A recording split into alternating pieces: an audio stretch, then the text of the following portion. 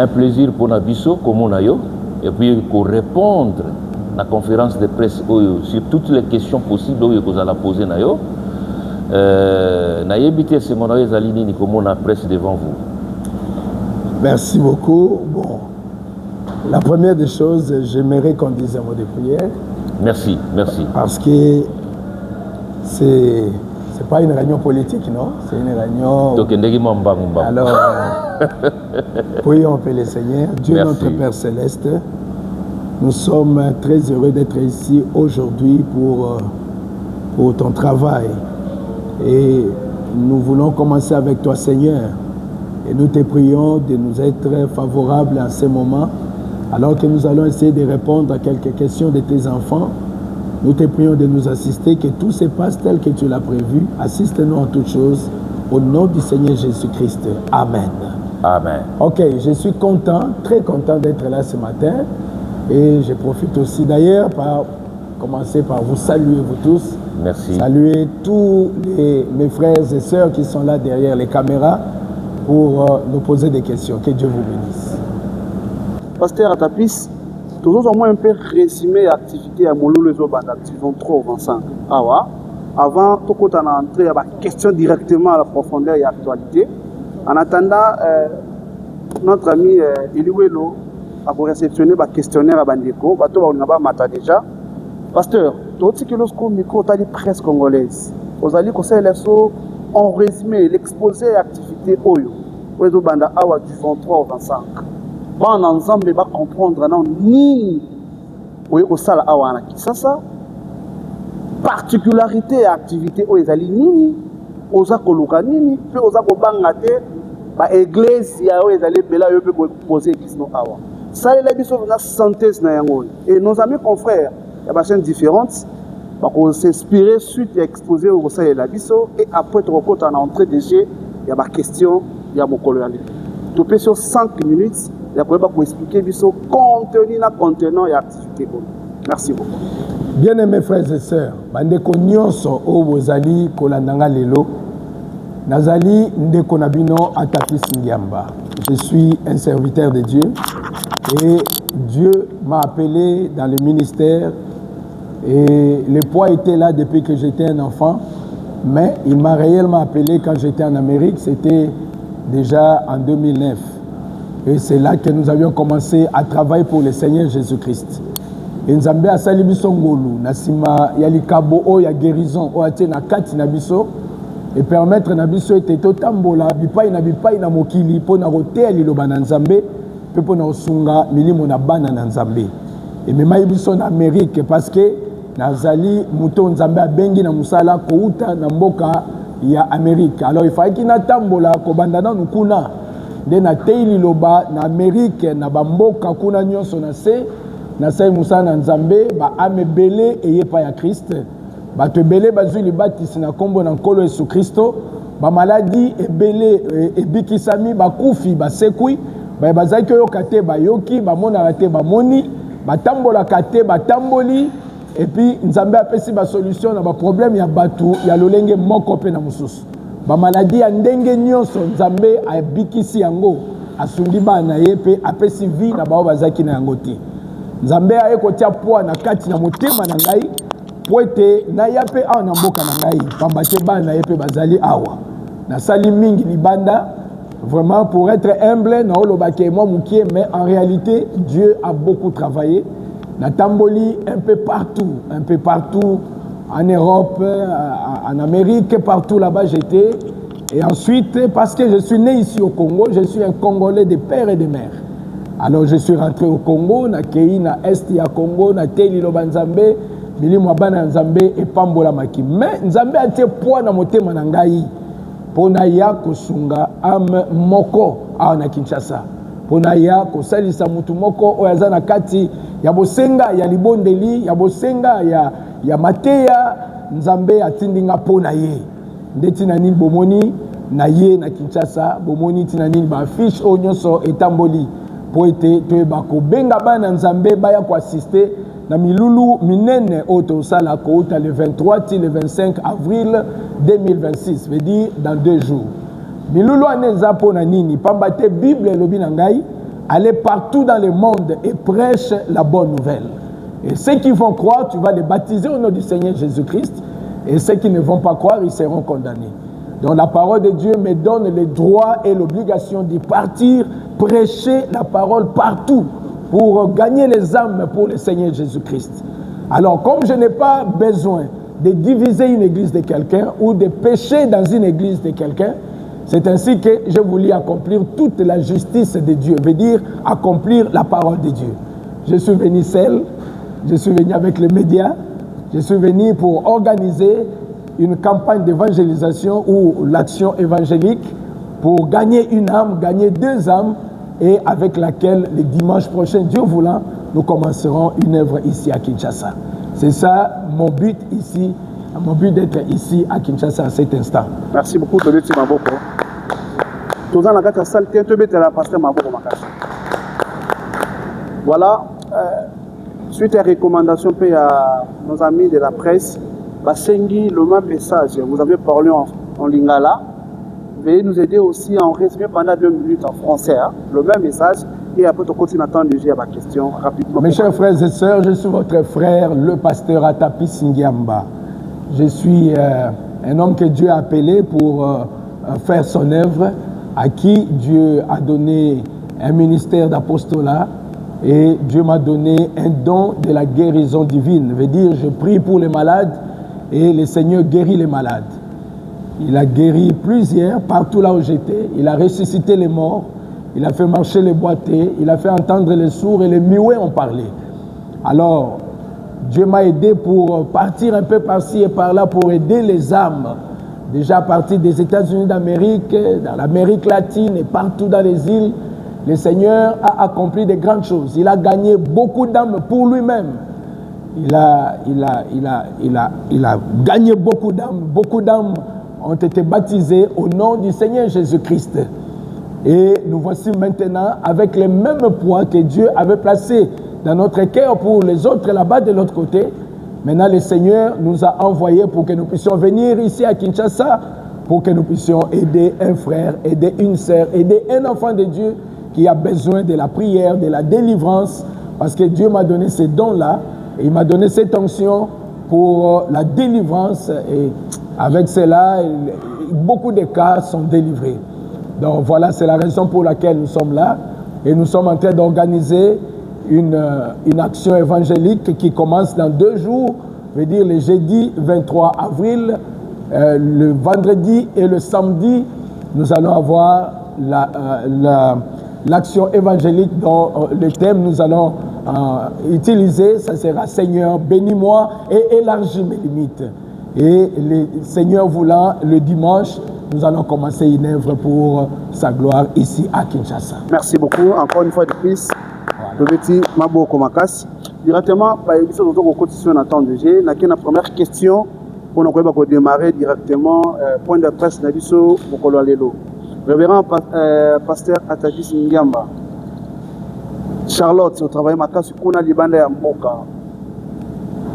Ozana posa, il y a attitude, il y a un ensemble na lolingi ni na rencontre za du 23-25 ah on a vu professeur Kinshasa to olingi pe ozaba ndeko ya ba église ya nyonso tona baya na libomba na yo to yeno kana compte ya continuité ya évangélisation ozali kosala on ezali motuna ya biso ya liboso. Ok, merci beaucoup pour la question.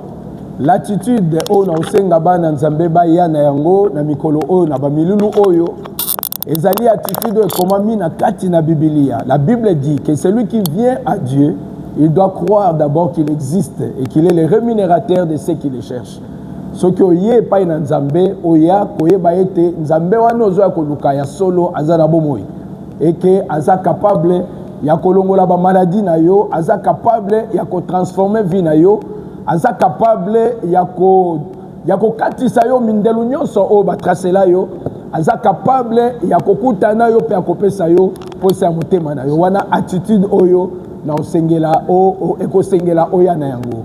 Quand pona bandeko pona koya, en tout cas mon intention ce n'est pas de diviser une certaine église comme je viens de le dire. Posa motema na ngeza te etengai na kabula lo sambo ya moto. na yei po tenate ya liloba na Nzambe ndenge Bible lobi nanga aller partout dans le monde et prêcher la bonne nouvelle. Et Jésus a dit que cet évangile de Christ sera prêché partout. Netinani na ye na teya et puis soy na tei naza kondima ete à partir du ministère au Dieu appelé Singai, à partir de don au Dieu appelé Singai, et parce que c'est lui qui m'a envoyé naza na confiance ete akobeng ndabana na ye obakoya po ete to bakosala œuvre onaba. Bonjour pasteur Atapisi. Bonjour. Ichuba Roti RTVA. La question est Golandana. Mais tout na pasteur Atapisi. Sur le total, na corps de Christ, on a 5 ministères au tour nango. Pasteur Atapisi Azawabi. Évangéliste, apôtre, Oyebisabiso. À part wana tomoni Atapisi obimi mwa mingi. Tomona ka bapesa otambolaka même na RDC na ba province otamboli mingi. Na Brésil tomoni yo na Australie, na Colombie, pour bisike belé. Na ebite bisika na sope oleki.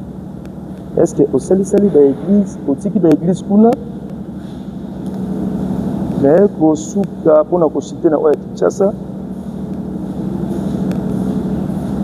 Oye na Kinshasa. C'est vrai ba église be awa eza ebele. Tant que vous avez l'église, vous pensez au ça la pêche, la carte, il y a aquarium. Tant que vous avez l'église, Bandeko, Bayebaki, vous avez peut-être na Gowel Tabernacle, vous avez na Bekatab, vous avez na les élus, vous avez Bayebaki, vous avez papier. Vous avez kakande baya pour se retrouver les sous awa. Takanisi na sukiwana. Merci beaucoup, PBK, la RTVA. Alors, pour la première question, par rapport au ministère Nangaï, je peux carrément dire que je suis un apôtre. C'est le ministère que Dieu a placé en moi. Et c'est ce qui a permis que Natambola, par-ci et par-là, Nandenge Yomoko, ou mentionné en haut, Dieu a salinga grâce. Par sa grâce, j'ai été quand même un peu partout dans le monde. Et surtout, j'étais en Amérique latine. J'étais au Mexique, j'étais en Colombie, j'étais au Pérou. Je suis en Équateur, en Honduras, en Haïti. Je suis un peu partout. Et finalement, j'ai chuté ici à Kinshasa aussi. Au Congo, j'ai été à l'est de la République démocratique du Congo. J'ai quand même sillonné un peu dans beaucoup d'endroits, par la grâce de Dieu. Et alors, aujourd'hui, nous sommes à Kinshasa. Alors, pour savoir si partout là où je suis passé sur Natika, le Sambo, la réponse est non. Je n'ai pas ouvert une autre église partout là où j'étais. Je suis pasteur dans l'Assemblée chrétienne de Charlotte. Et je suis pasteur dans l'Assemblée chrétienne de la foi parfaite de Greensboro. Donc là-bas, j'ai au moins 2 églises en Amérique. Et ici, ça sera la 3e. Maintenant, la question de savoir si je vais commencer cette église, si c'était le cas, je n'allais pas faire ce que je suis en train de faire. Je suis venu à Kinshasa rien que moi-même. Je suis venu pour faire exactement ce que la parole de Dieu nous demande de faire. Je suis venu pour évangéliser, pour chercher les âmes dans la rue, pour chercher les âmes ici dans la ville. Donc je ne suis pas venu faire la pêche dans un aquarium, dans une certaine église, pour influencer dans une certaine église. Mais je suis venu parce que Dieu m'a donné un ministère. Et Dieu a placé ses poids en moi pour que je puisse aider une âme. Alors c'est pourquoi je suis venu. Natambola na babalabala. Nzamba opesata amoko oto bandana bango église haute. On a été pour na bimisa batu pour na diviser église, mais na yé pour na sa musala nzambe ko gagner ba âme. Révérend, bonjour. Bonjour. C'est la sœur Séraphine Toyan, journaliste en Tingi Télévision. Ok. Dans une question, Missa, tu as mis poussé Péza. Il y a Liboso et Zali. Mais éviter ça, il y a une coïncidence. Mais pourquoi seulement après le départ, il y a apôtre Barouti Kasongo, né aux 8 Makanisi Yarotia, église, il y a pour implanter l'église A. Est-ce qu'au sentir vide, depuis le départ, il y a apôtre, tout les a ainsi dit l'Éternel, les orientés au tia l'église A en Kinshasa. Il y a mis balai sous question. Pourquoi à Kinshasa, alors que na Kinshasa, tu as assisté à l'église, il y a un message qui m'a révélé. Pour la unité dans la province, dans la fin fond, et si l'évangile est en difficulté en coma. Question à Souka et Zali. Question à Souka et Zali. Église ou Ezo Botama. À Koyamba, batu déjà basé un message, c'est-à-dire qu'on va respecter les normes. To bande kopé au nom bayamba message qui ba mondain ba païen ba ozala le bienvenu. Ceux qui ba ozala le bienvenu. Est-ce que ba ko exiger bango ba y a déjà une attitude ya ba toi message to ba ko recevoir bango tel que ils viendront. Merci beaucoup pour la question. C'est la sœur Séraphine, hein? Merci. Ok, je commence par répondre pour la bande konyoso au bakoya. Baya Lolenge Bazali, parce que Jésus a dit venez à moi tel que vous êtes. Donc Baya Lolenge Bazali. Bazana, il n'y a pas qu'une obligation pour Nabango que Baya boye, non. Baya Lolenge Bazali, naba pantalon, naba mini jeep, naba coupé, na Baya Nzambende Azarubenga Bango. Alors, Bana Nzambe Nyonso veut dire que je ne chasse personne. Moi, Nzambe Nyonso, Oyarozala, Nabosenga était aya pour nous assister à la réunion, aya pour nous contribuer à quelque chose pour être le coup, moi, je n'ai pas dans Nzambe. Moi, je crois que ça sera une très bonne chose. Alors, la deuxième question, c'était pourquoi seulement Kinshasa et pourquoi pas dans les provinces? Pourquoi pas au Kenya, na Bandundu? Pourquoi pas au Kenya, na Lubumbashi? Pourquoi pas au Kenya, na Maïndombe, pourquoi l'Inga à Kinshasa? Bon, la réponse est celle-ci. Nous commençons à Kinshasa, mais le Seigneur connaît les futurs. Le Seigneur connaît qu'est-ce qui va arriver après. Alors pour la première question, pourquoi est-ce qu'on a attendu jusqu'après le départ de l'apôtre, l'évêque Barouti Kasongo, pour que nous puissions commencer cette œuvre? La réponse à celle-là, ça sera que la Bible dit que Dieu est le maître des temps et des circonstances. C'est bien lui-même qui décide du temps, il décide du moment, il décide de l'endroit, il décide de quand est-ce qu'on peut faire quelque chose pour lui. Et nous sommes là exactement selon le temps de Dieu pour faire ce que Dieu nous a demandé de faire. Voilà.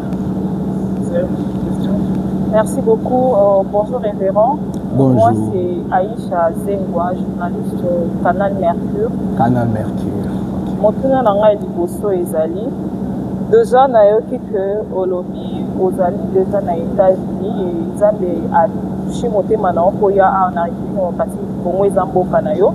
Et on peut se partager comment parce que ozalaka kuna awa okotika mutu to ekoleka ndenge nini na eloko ozosala ko ofongola en République démocratique du Congo. Deuxième question, relation nini, je crois ninga na basali ya Nzambe baza informé na eloko ozosala na mboka na yo et puis relation nini ozala bango. Et la troisième question, la dernière, après campagne OESA 2 jours, résultat nini ozozela après campagne. D'accord, merci pour la question, ma sœur Aïcha. Pour les résultats, Nazozela été Makambwa Minene et Salama. Pambate, ceux qui Zambé a tindi biso tout ça quelque chose, la confiance était à Oti Kabisote, à Ozanabiso. Pour ça, monter Manabiso, tout ça, Ozela été Babeli, Babi Kisama, tout ça, été Batambola raté, Batambola.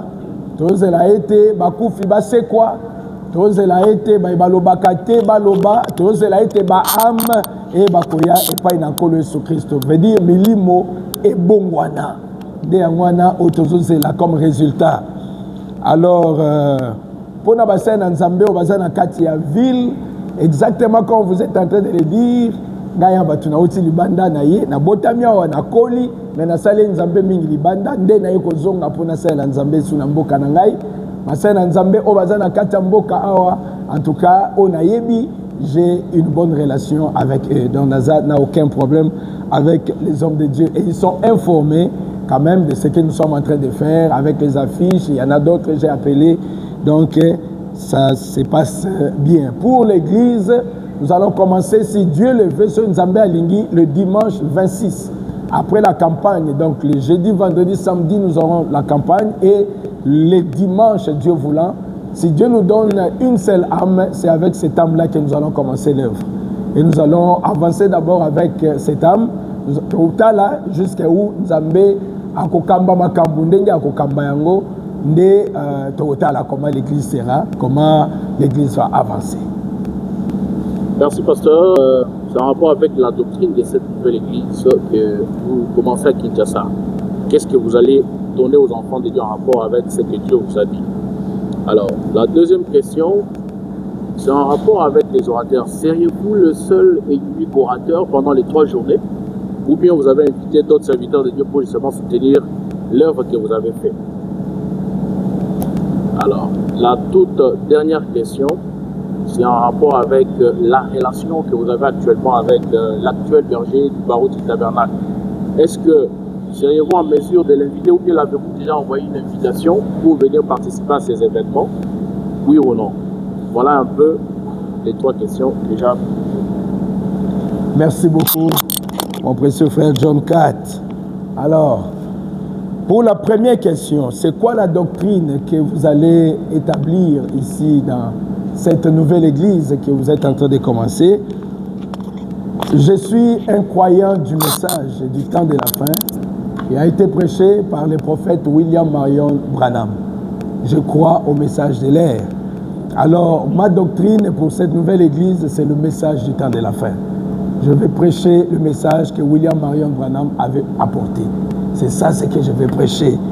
Alors, quant à ce qui est de la relation que j'entretiens avec l'actuel pasteur de Barouti Tabernacle, j'aimerais dire que c'est une très bonne relation, parce que d'ailleurs, si je serais en mesure de l'inviter pour venir, ou si je lui ai déjà envoyé l'invitation, eh bien, j'ai déjà parlé même avec lui avant que je puisse commencer tout ce que je suis en train de faire. Quand le Seigneur m'avait placé ça dans le cœur, quand il a mis cette pression en moi, et le pasteur Carlos Barouti, il a été le premier homme de Dieu que j'avais appelé pour lui informer, voilà mon frère, voilà ce que Dieu a mis dans mon cœur, voilà ce que je vais venir pour faire à Kinshasa. Et il était très content, il m'avait promis son soutien, il était très d'accord avec ça. Et je garde de très bonnes relations avec lui. Il ne faut pas aussi oublier qu'il est l'oncle de mes enfants. Donc ça marche très bien. Et je le remercie d'ailleurs en passant, parce que c'est aussi grâce à lui que beaucoup de choses ont très bien marché.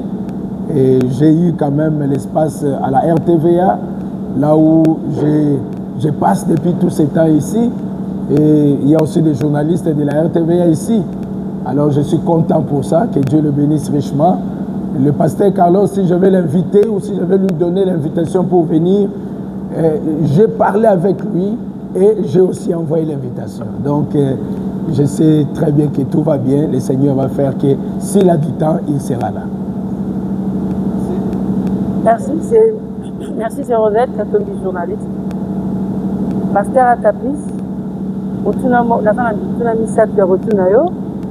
question nanga liboso ezali par rapport ya thème na yo ozokosala libido awa thème no ezali Seigneur bénis-moi et la limite. Je ne sais pas, vous avez changé le message, parce que tout à l'heure là na yo tolobi boloki un message de l'heure, message du temps de la fin prêché par le prophète William Branham, concevoir à la face, vous êtes du message. Donc, c'est le prophète qui est votre guide actuellement, on peut le dire comme ça. Alors, dites-nous exactement c'est quoi votre message, parce que nous avons remarqué, c'est comme s'il y a une contradiction. Ok, un message, il y a prospérité, oh, il y a besoin de quitter un robot et un robot, et là, il y a ça aux zones de Seigneur, bénis-moi. Il y a ce côté, wana, mutu na ngami balé zali boy. De quel Dieu, oh, ils ont biso, Zambe, oh, Zambe, oh, kaka, oh, beauté, ya William Branham, bien Zambe, oh, biso, Jésus Christ, parce que, bato bakotala webele yo lobi ke oza na besoin ya bato nyonso baya oazaka l'église de réveil oazaka. Mais quand vous nous parlez de William Branham, j'espère très bien qu'il y aura des limites, peut-être pour ceux-là qui ne croient pas jusque-là au prophète. Alors dites-nous de quel Dieu au yokote ya biso pour que bato nyonso baya. Troisième question na ngai zabu. Troisième question na ngai zabu. Tout à l'heure, là, qui est le pasteur Carlos, occupé sa invitation, d'ailleurs, à nous soutenir, c'est bien bon. Mais pourquoi ne pas peut-être rejoindre Barouti Tabernacle, puisque là-bas, déjà, vous avez une église, et ici, à Kinshasa, il y a une très grande église là-bas à Rikini. Pourquoi ne pas peut-être qu'aux zones en avion, qu'au service ensemble, et ne pas peut-être penser à créer ensemble moko ya tabernacle de la foi ici à Kinshasa. Merci. Merci. Oh, ça c'est une très belle question. Donc, trois questions. Trois? Ouais, je vous ai posé trois questions. Ah bon? Ouais, vous n'avez pas noté, hein? D'accord. La première question, je vais dire ceci.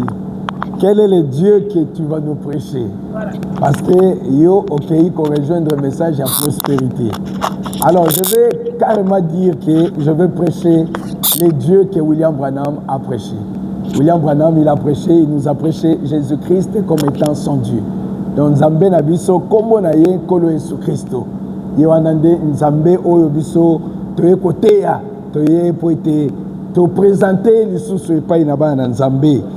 Alors, dire que tu rejoindre un message à prospérité, mais tu auras toujours un message à prospérité, tu l'as. Parce que le message à William Branham, il y a pour tomber la biso, il y a pour cambo la biso, il y a pour être et restaurer biso même naba droit na biso et restaurer biso na otobungisaki. Donc le message de Branham, c'est un message qui nous apporte la bénédiction, qui nous présente le vrai Dieu qui est le Seigneur Jésus-Christ. Donc nous allons prêcher le Seigneur Jésus-Christ comme notre Dieu et nous allons prêcher Seigneur bénis-moi et élargis mes limites. C'est un cri d'alarme, c'est un cri d'un enfant de Dieu qui est poussé à bout. Moi, Nzambe moko ya ume na kati ya message attend de la fin. A ume na kati na église, mais ma problème est aussi la té. A bondeli ne tazo bondela té, a mati bangomba ne tazo matate. Alors, tellement les liens pas Nzambe, tala lelo Nzambe atindi biso poto ya kosala service oyo, pe to sale la thème, auto exploiter thème oyo, Nzambe pambola ngai, pe okati sanga mindelo oyo batela ngai. Ne manquez pas, boya ebele, yo mutu makambo yo tambola te, yo mutu ba problème aussi la te, au simba ou tambola te, au simba kune tambola te, kozanga te le 23, le 24, le 25, yaka okutana Nzambe oya Bible, Nzambe oya kobima na kati ya masolo, pe akozala une réalité na kati ya vie na yo, akokangola yo, akopambola yo, akodélivrer yo, pe akopesa yo o ezali posa ya motema na yo. Je crois que j'ai répondu à cette question. Quant à celui, à la question sur notre église de Barouti Tabernacle, je suis né dans le Barouti Tabernacle. Je suis né là-bas et puis j'ai grandi là-bas jusqu'à ce que je suis parti dans les États-Unis pour travailler pour le Seigneur Jésus-Christ. Et quand bien même je suis rentré, je ne suis pas sorti de là. Je suis encore là-bas. C'est notre église. C'est là où que nous sommes nés. Alors, mais le Seigneur Jésus-Christ m'a conduit au moins à faire ce que je suis en train de faire. C'est pourquoi nous sommes là. Parce que le champ est vaste. Parce qu'il y a encore des âmes qui sont sur la rue. Des âmes qui ont besoin d'être sauvées. Il y a encore des enfants de Dieu qui ont besoin de Dieu. Alors c'est pourquoi nous sommes encore dans les champs missionnaires pour chercher à gagner une âme, deux âmes pour la gloire du Seigneur Jésus-Christ. Bonjour, pasteur. Bonjour, mon frère Olivier. Olivier Mukendi, coordinateur identité chrétienne.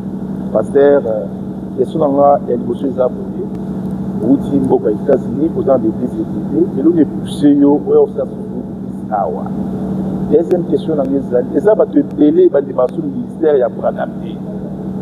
C'est quelque chose qui va dire que, place le vent d'Aga, c'est parce que ça toujours, c'est va te délai, va le message à Pradam, c'est moi, plateforme Moko Boye, il y a Batassi à Foti. Éviter parce que la piste que je peux les lots, où il y a même le jour, on a déjà ça. Et puis, question dans la sous des alliés, orateur, il y a Colomissa Touana, Bazali, et bien l'autre, ça va. Merci, pasteur. Merci beaucoup, frère Olivier, pour la question. En tout cas, le message de William Marion Branham et Zali Lilobana Nzambe, parce que William Branham a yé kakapo ate abiso oye komami na kati na Biblia. Message à Branham et Zali l'ojeté. Message à Branham, c'est la vérité, c'est la pure vérité, parce que Branham n'est pas sorti de la Bible. Branham a prêché la Bible de Genèse jusqu'à l'Apocalypse. Alors tout ce que Branham a prêché, c'est la vérité. William Branham, il n'a pas été un magicien, il n'a pas été dans un loge, et le message n'est pas non plus un loge. Le message, c'est la vérité. C'est ce que moi, je crois. Et j'ai cru à cela, et j'ai vu le résultat que le message peut produire dans la vie d'un enfant de Dieu. Je suis venu tel que je l'ai dit, et je le martèle que je suis du message. Donc je vais prêcher le message que le prophète William Marion Branham a apporté. Ce n'est pas un loge, c'est simplement la vérité. Donc je serai dans le message. Et j'ai toujours pris la position du message depuis les années des années. Donc je ne peux pas aller loin de ces messages-là. Parce que c'est la vie, c'est ça le chemin même du ciel. Alors, maintenant, si ce qui est orateur mususu pour Nayango, bon, jusque-là, nazo bonde na Nzambe, na bonde la Nzambe, so Nzambe a beaucoup inspiré, ngai pour nazoa encore un autre orateur, je crois que ça sera une bonne chose. Donc nous sommes encore dans l'attente de ce que Dieu va nous conduire par rapport à cela. Merci beaucoup, Trésor Mboma de la Foi TV. Pasteur, à ta plus félicitations d'abord pour le témoignage. Merci. Nous avons quelques bateaux dans Charlotte. Par rapport à témoignage, félicitations. Merci. Vous avez un bon témoignage par rapport à vie parce que nous avons pas de sango. Vous avez combien de témoignage à moto à bien exhibition d'activité pour toi banakoya. L'homme de Dieu, vous avez un vrai angle et aussi l'église. Toi au bas d'église. Parce que ce que nous avons païen basé au Saranate. À part médias, stratégie nous sali pour nous gagner partout. Parce que nous avons païen basé il a c'est pas le mot lobby. Au lieu de pour nous ndo bateau qu'on bende bateau l'église à bateau sous. Ce que nous avons une victoire au monde pas quand au Saranate. Stratégie nous sali pour nous aborder bako.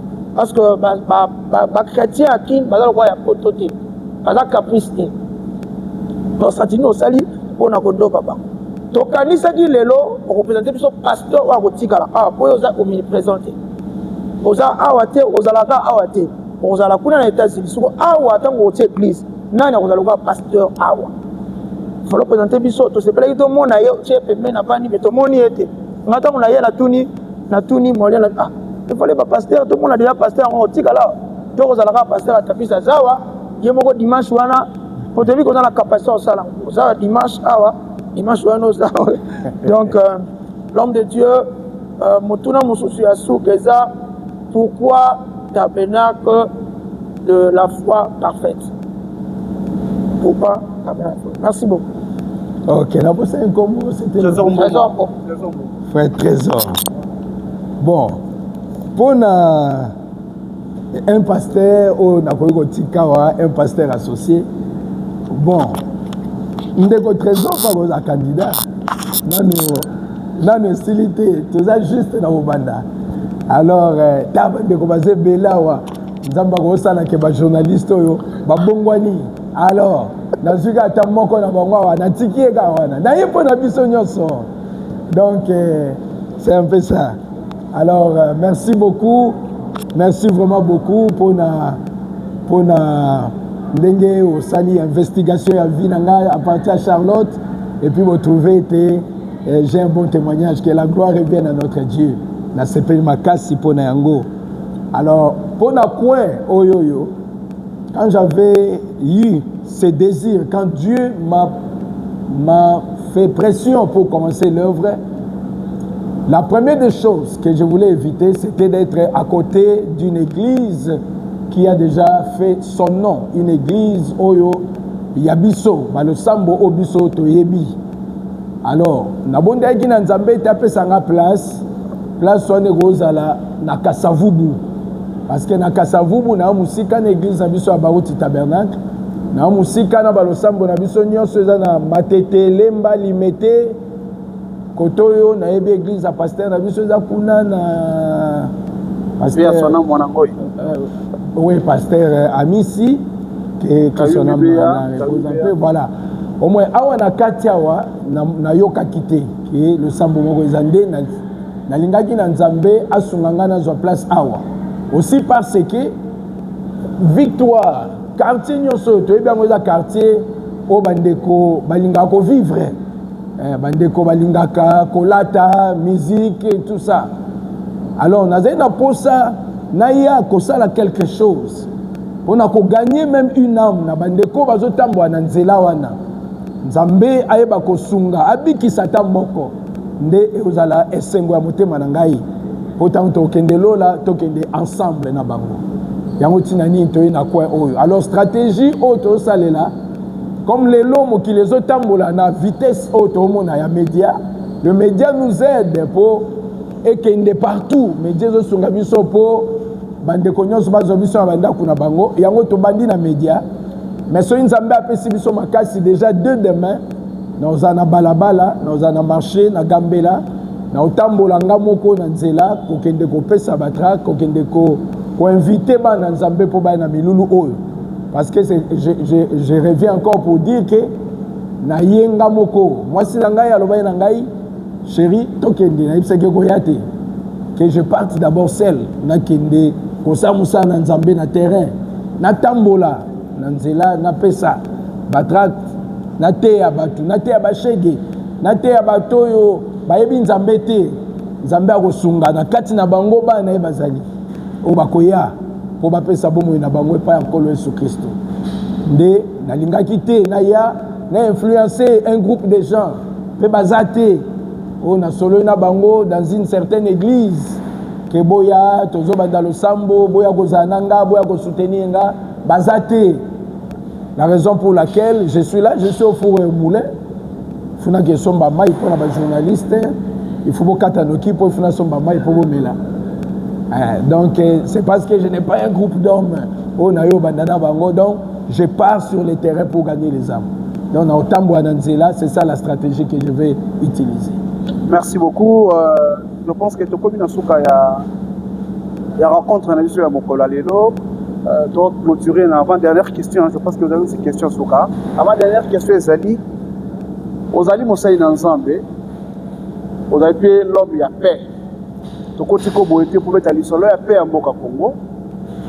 On a vu sur la S pour la nation RDC Mobimba. Est-ce que vous avez quand même un message direct? Il y a paix pour la RDC Mobimba partout. Pour la nation, il y a photo. Pour la Moulou, les Akobanda Calamité, un petit rappel. Surtout partout dans le monde entier. C'est du 23 au 25 avril 2026. Avenue Popo Kabaka numéro 37, direction Presse Kambela. Sikawapi bandeko à la fois parfaite, bakosangana pendant 3 jours.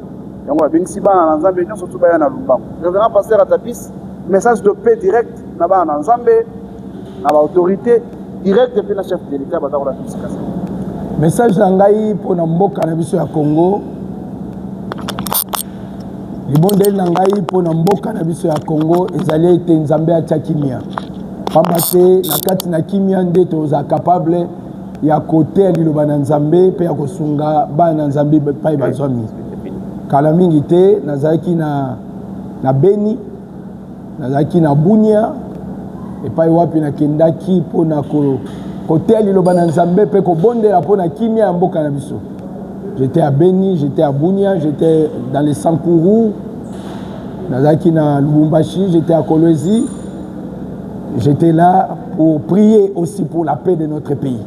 Tolingi kimia ezana mboka na biso kuba na nzambe baye bakoke na bamasambo poto bakosela nzambe na kimia nyonso to na bosenga ya kimia tikaite nzambe apesa mayele lisusu makasi na mokonzi ya biso ya mboka son excellence Antoine Félix Tshisekedi. Nzambe apesa ye fachi beton, nzambe apesa ye lisusu makasi bwanya mayele ebele po ete ayeba kokamba mboka na biso kino tokoma na kimia oyo biso nyonso toza bosenga na yango po toyeba kosalela nzambe na esengo nyonso. C'est un peu ça ce que je peux dire. Merci beaucoup. Pour finir cette rencontre, na bokisa kwa question moke par rapport na ndeko nanga Molière ezali bandeko ya foi parfaite tete bakosangana du 23 au 25. Donc parce que l'église est dans les salles évitées. Le rôle des autres bandas dès le 23 au 25, ça veut dire campagne ou un autre église. Voilà. Alors pour finir, merci beaucoup pour la disponibilité à temps. Pour émettre, pour répondre à toutes les questions de la presse. Bandeko Basipe Mivali à presse. Merci beaucoup pour Nabino, d'être disposé dans Nabino. En tout cas, passer la tapis pour nous conclure justement cette rencontre à ce jour. Est-ce que vous avez quelque chose à ajouter par rapport à tout ce qui a été dit par rapport à la conférence? Si il y a quelque chose à ajouter, c'est pratiquement ce que vous venez de dire. Église, tabernacle, il y a la foi parfaite, il y a Kinshasa, et Bandina Nouté, et Zana Nouté. Parce que batubazate na kati ezana no cercle vide nde tozo banda ndenge liloba nzambe elobi to banda na campagne tote à jeudi tote à vendredi tote à samedi et ba am on nzambe a kopesa biso azala moko nde dimanche le 26 to bandi na ye le sambo o ebengami la foi parfaite tabernacle de yangotina nini nazako benga bandeko nanga nyonso bandeko epele o bozolanda biso partout boya na ba milulu otozana yango kouta le 23 le 24 le 25 avril et banda na 15h30 na esika oyo na Popo Kabaka numéro 37 tozala awa pona milulu wana bandeko na ngai nyonso bozolanda ngai atoza na religion nini awa toza na loi te topona te bauta wapi non yaka ndengo zali ozala na église catholique ozala na église musulmane ozala